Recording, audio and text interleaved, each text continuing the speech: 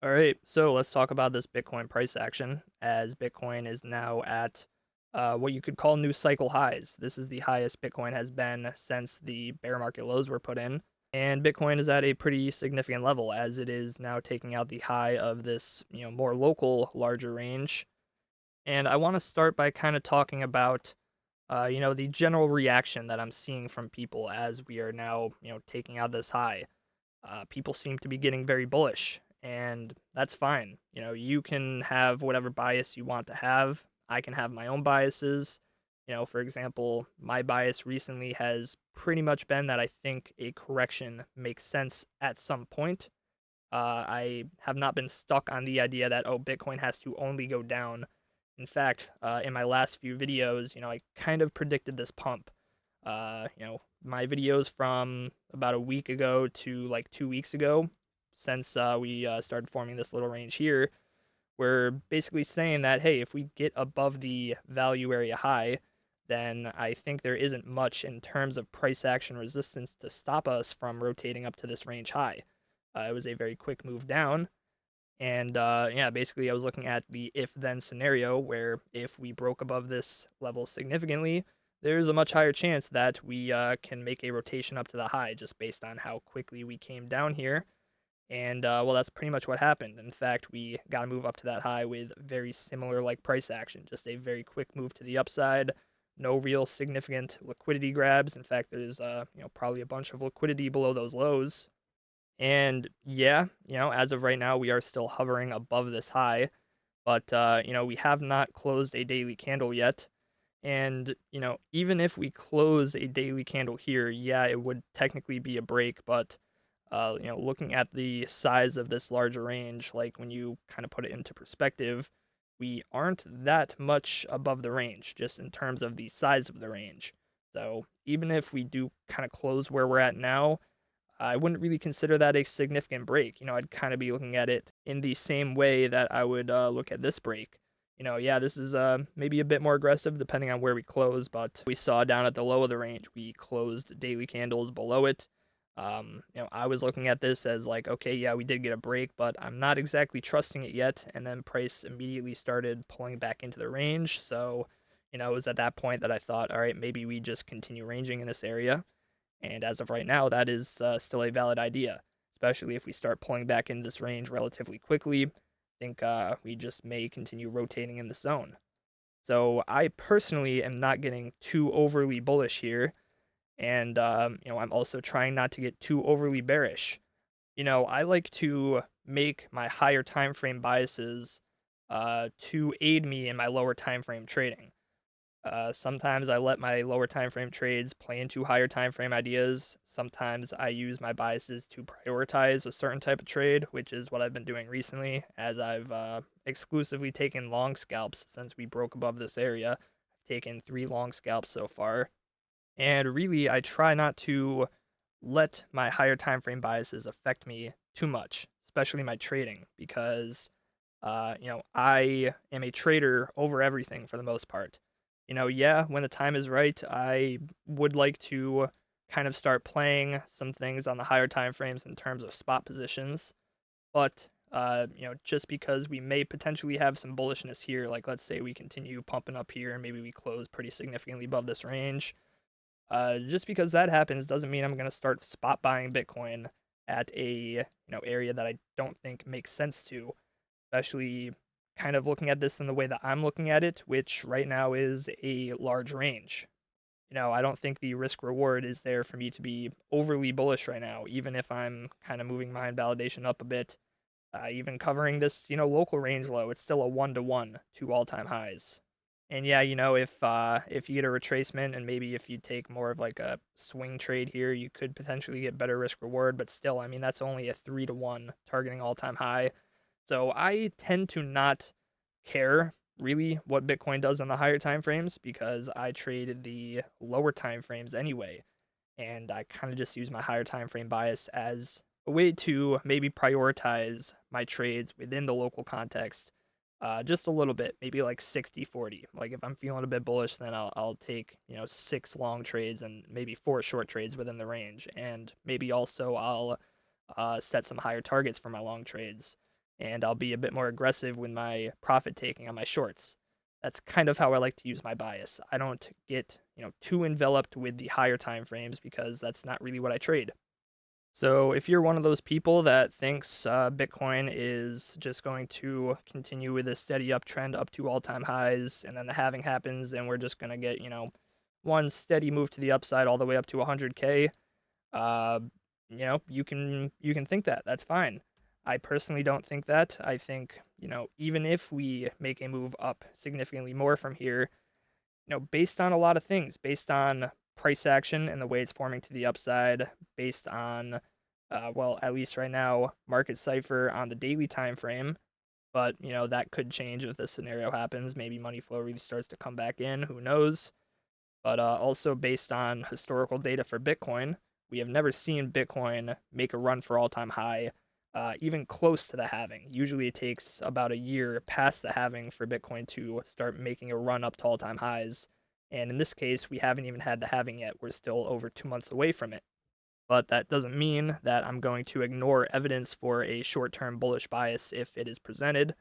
And, recently I did have evidence for a short-term bullish bias. I just went over that.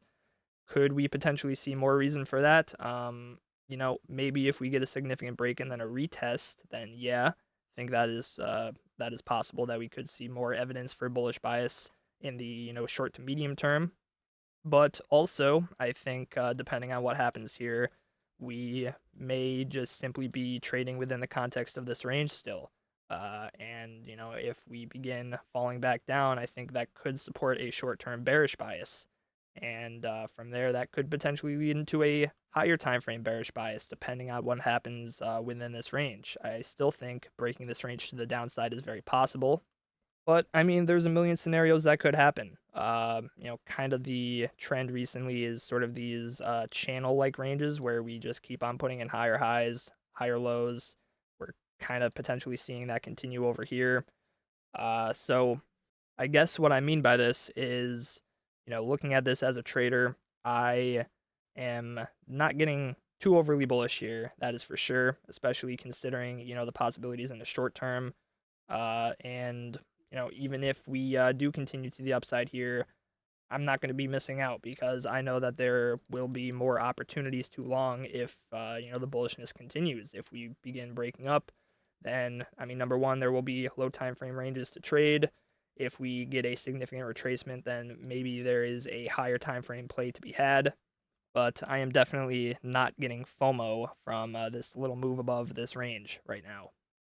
So I'll quickly run over my trades because I have been, taking long scalps and they've been working out pretty nicely. I've been trading these low time frame ranges, and I just took another long scalp not that long ago. I already locked in profits, and it looks like I may get stopped out here soon. I think my stop loss is like a little bit above my entry. So, yeah, I already went over this one trade I took a while ago. It was a low time frame range scalp, basically trading the low end of the range with confirmations. And at first, I traded it up to the high end of the range. I took profits here, locked in my trade.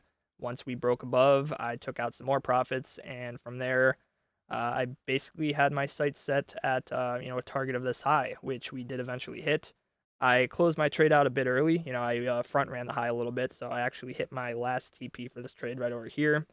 And once that happened, we began ranging for a bit longer, and I actually took another long scalp right in this area.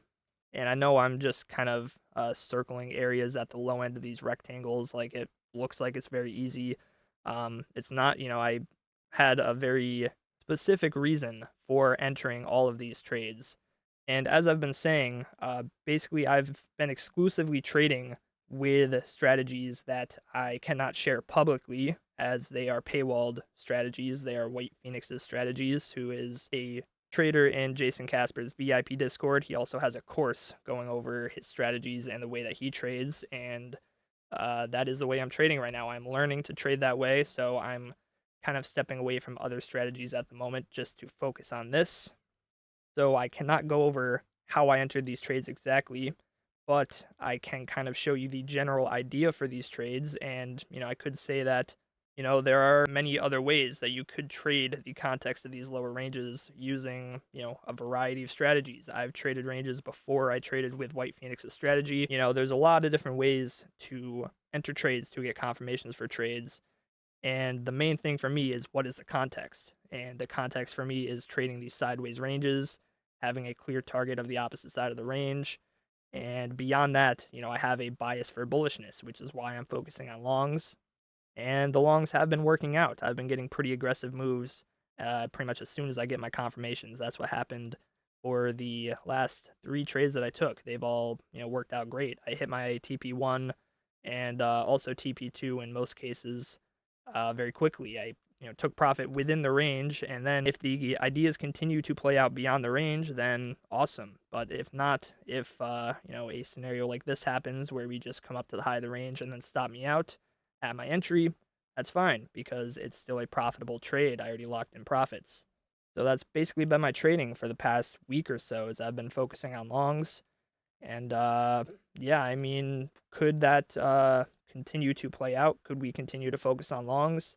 Potentially. I at this point am still looking at longs, but I am also considering shorts if we see a confirmation at the high end of the local ranges that we form. Right now, I'd say this is a local range. And I would say that I would start focusing on shorts a little bit more if we start to fall back within this range, especially like significantly. And then if we start forming ranges somewhere or maybe get a retest, yeah, I would probably start focusing a bit more on shorts if that happened, because that would lead me to believe that we're back within the context of this range. And depending on the daily close, if we maybe get a bullish close here, but again, even if that's at this level, that's not a very significant break. But even if that's the case, there's a potential that we just come down for a higher low and then a higher high. But again, remember the last time we got a insignificant break of market structure, it just led to a rotation of the range.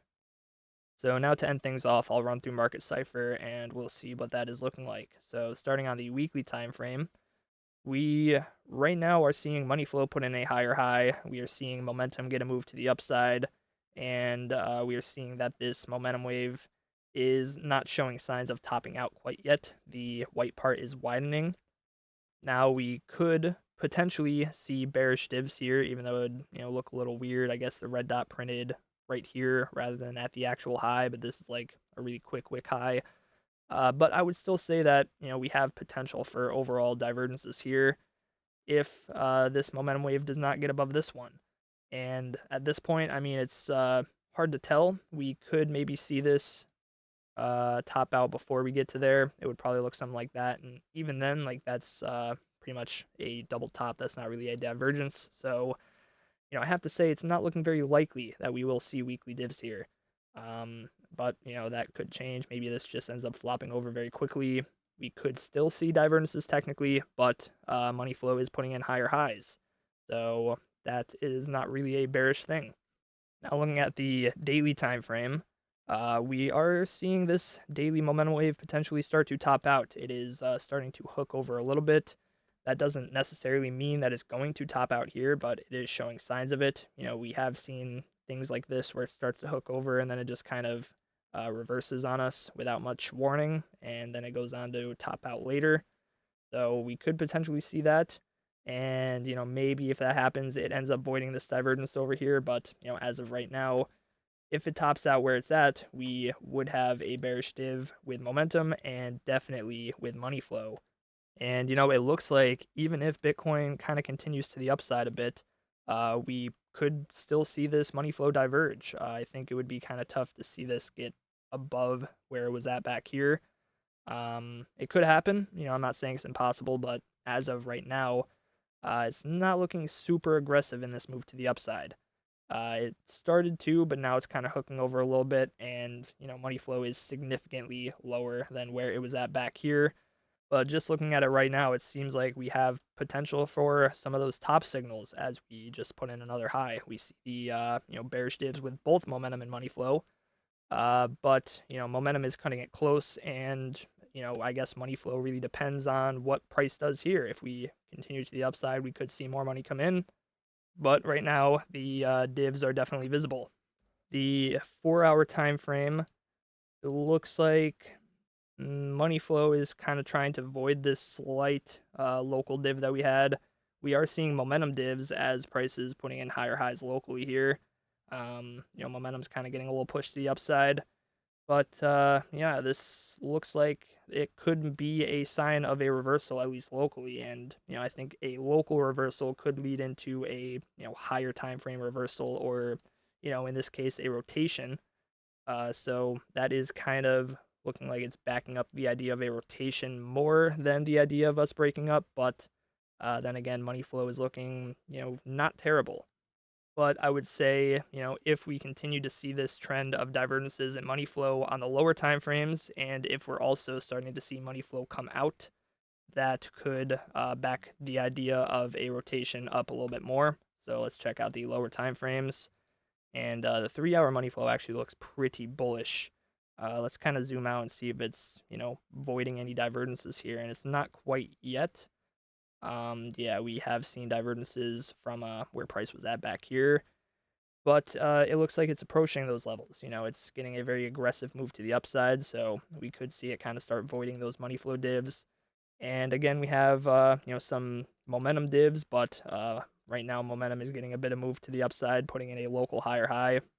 Okay, now the 2-hour money flow, it got a very aggressive move to the upside, and it put in a very thick hump of money flow, but it is starting to curve over a little bit. This is kind of an early sign that maybe it wants to start reversing overall, but it's hard to tell at this point. But we are seeing the momentum divs a bit more clearly on the 2-hour actually. Even stemming from back here, we had a slight div with those two waves. So, I guess we'll have to see if it was a div. I'm assuming it was, and it was. Yeah, maybe the 2-hour is looking a bit more topish. The 1-hour also is. Now, money flow is getting a bit of a local move to the upside right here. We'll have to see what happens with that. It could just be a lower high, and we are seeing the momentum divs as well. So we are seeing on some of the lower time frames, money flow is diverging as we're putting in higher highs here. And we can keep going down, continue checking the lower time frames, the 30-minute. Looks like money flow is locally trying to put in higher highs, but we still have divs from back here. Momentum seems to be putting in lower highs as well.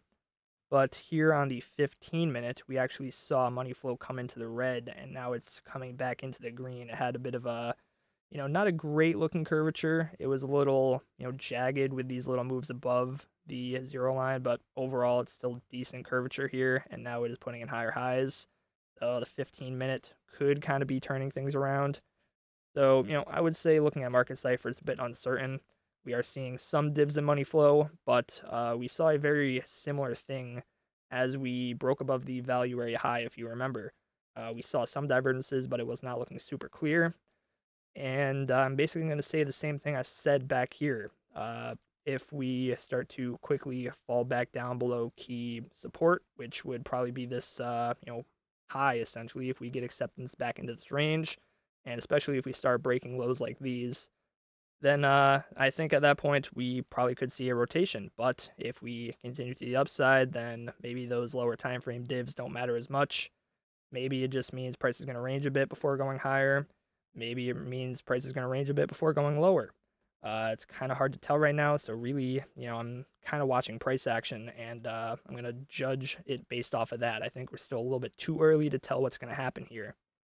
But again, it doesn't really matter what happens here, in my opinion. I will trade either scenario, and when it comes to my actual trades, my lower time frame trades, I am looking at trading both scenarios. I'm looking at trading the high end of the local ranges as well as the low end. I am looking for shorts a bit more now at the local range highs than I was maybe on the way up here, because we have now hit my target, basically. We took out this high. So, I don't think there's as much of a reason for us to continue to the upside, but we still could continue to the upside. So I am, basically looking to trade both sides of the table here. All right, well, I think I've been yapping long enough. That's going to do it for this video. Thank you all for watching. If you enjoyed, consider leaving a like, subscribing, and leaving a comment. All that helps to support my channel, and I really appreciate it. And I will see you all in the next video.